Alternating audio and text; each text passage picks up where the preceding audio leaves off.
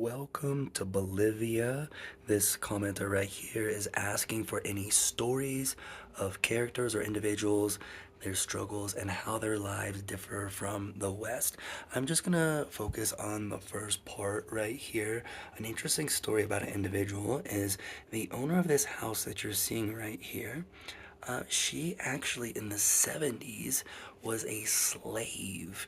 That is in her own words. She says that she was a slave. What happened is she was actually a, how do you say it? Basically, a highly vulnerable person. Financially, didn't have the strong support of her parents.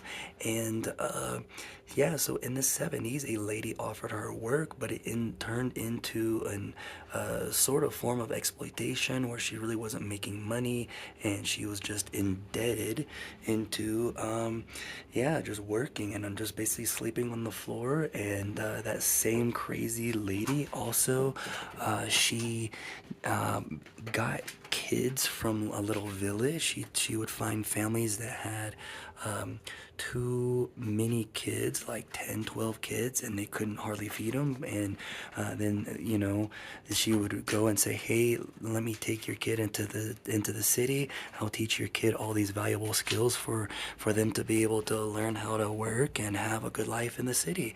And she would take kids and yeah, she would exploit them.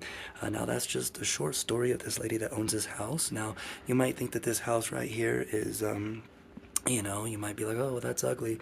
And I don't think so. I think it's just a typical little South American house. It's paid off. There's actually three apartments on this property. And, yeah, and so the owner, she's made it past these horrible things. And, she was able to end up buying some land back in 1993. She bought this land right here, which now it's concrete, it's our little patio area.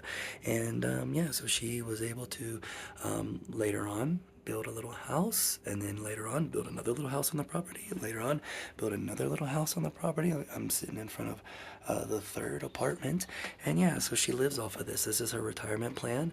And yeah, pretty crazy story. Now that is not an insanely common thing that happens. I mean, things like that even happen in the States. I even met a man from Honduras that was in a very similar situation, and he basically was practically a slave for the most part. It was pretty crazy. Stuck in a room like with 10 people, sleeping on the floor, and yeah, that's about it. Now, in terms of people's lives differing from the West, you'd be surprised. There's a lot of more similarities between Bolivia and the USA.